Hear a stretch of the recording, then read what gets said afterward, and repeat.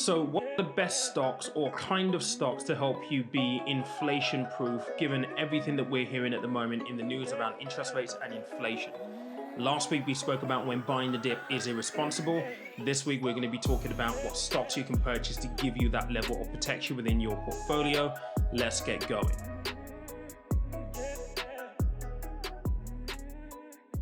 All right, so we're still waiting for inflation numbers for November, but as we speak right now, inflation numbers are still pretty high, well above the 2% minimums that the UK government, so the Bank of England and the Fed would like inflation to be at. In the US, that number is 6.2. In the UK, in November, it was 4.2.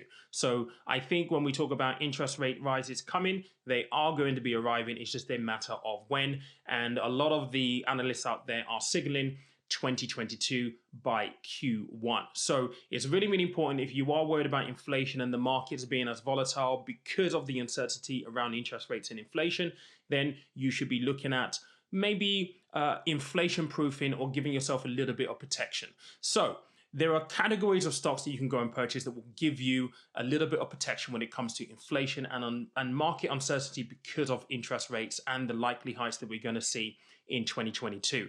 The first category of stocks to look at will be dividend paying companies. So these are companies that will be paying you dividends. Now, it's important to understand what a dividend is. It is a share of the profits. Dividends are typically paid on a quarterly basis.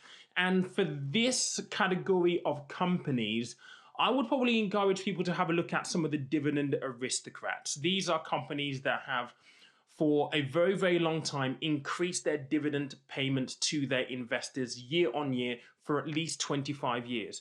In 2021, there are a list of 65 dividend aristocrats, and they are good places to start.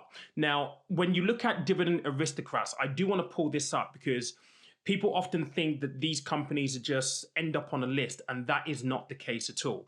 So not only do they have to be part of the S&P 500 in order for them to be classed as a dividend aristocrat, they also have to be obviously reporting profits because you can't pay dividends if you're not paying profits. But there are further criteria that these companies have to meet in order to remain a dividend aristocrat. So one of them is that the company must be worth at least $3 billion at the time of each quarterly S&P 500 rebalancing. So this is really, really important because this is the value of the business. So here in the dividend aristocrat buckets, all 65 companies that are on this list are worth a lot of money, which means cash reserve, which means really, really strong accounts, financials in general. So it makes them a really good company to invest in from a financial point of view and financial strength. The second one here is average daily volume of at least $5 million in transactions for every trailing 3-month period at every quarterly rebalancing date. So that's people actually trading their stocks on a consistent basis. Again, it means that these companies are effectively sought after and people are buying and selling all the time. So these dividend aristocrats are a good thing. And the great thing about dividends is it doesn't matter what happens, whether the share price is going up or down. If they're paying a dividends, they are paying a dividends. One thing I do have to note here, and this is something that I think a lot of people kind of mistake, is that oftentimes when people go shopping for dividend paying companies, they will go for the dividend rate specifically. So for the highest dividend rate specifically, which is fine, but I think it's really, really important to understand and to at least bear in mind that you should be looking at the substance of the company as well, what they do, what they actually sell.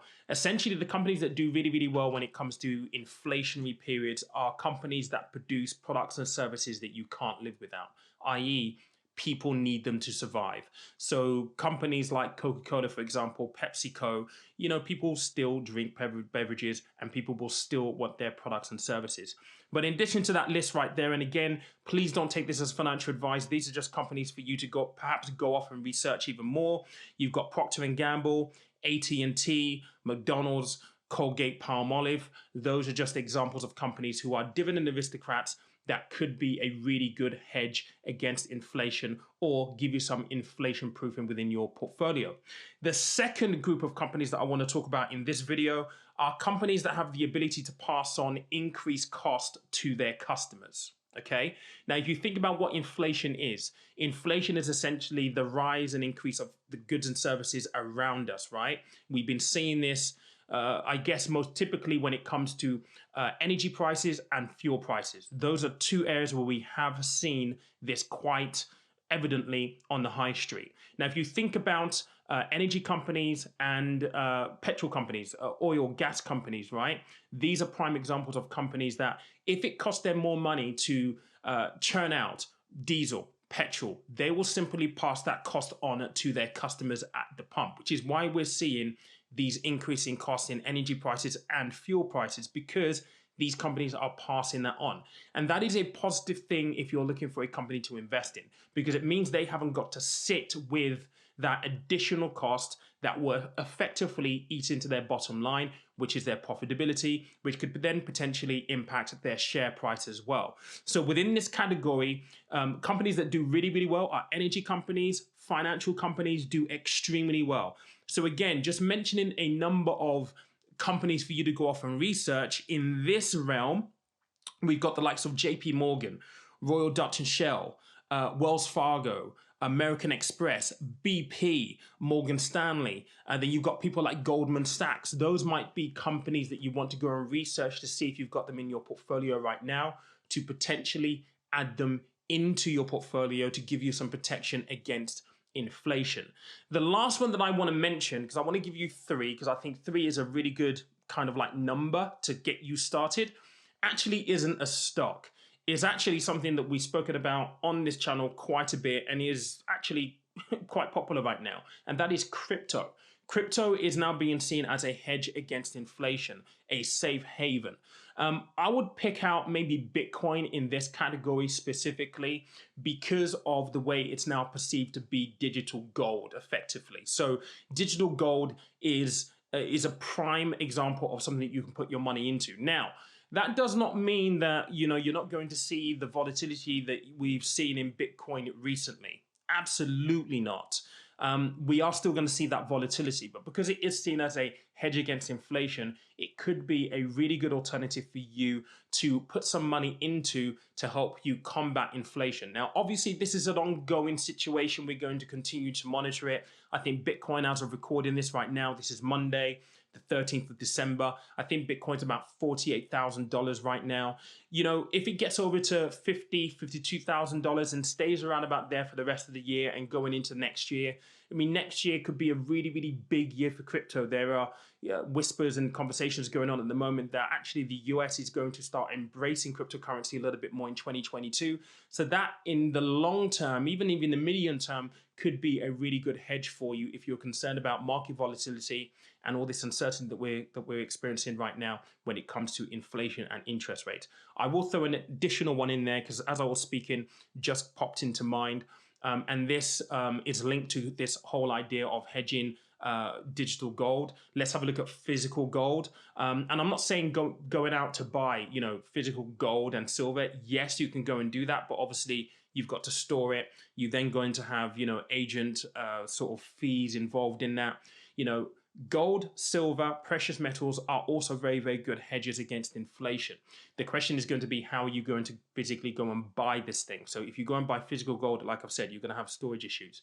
What you could do is you could go and buy a physical gold ETF, for example. But the other thing that you could do is you could buy a company that essentially gets this gold, this silver, this platinum out of the ground.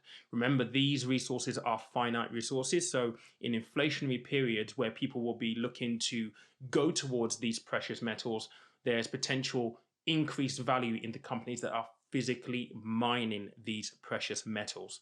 But those are just some thoughts for you. Again, it gives you a basis to perhaps go and do some research. Let me know in the comments whether any of those things, the things that are already within your portfolio or maybe already on your radar. Are you holding gold already? Do you have gold ETFs?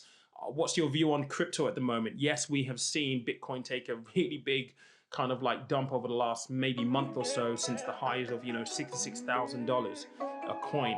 So people feel maybe a little bit nervous about Bitcoin as well. But what are your thoughts? Let me know in the comments below, and I'll catch you a bit later on.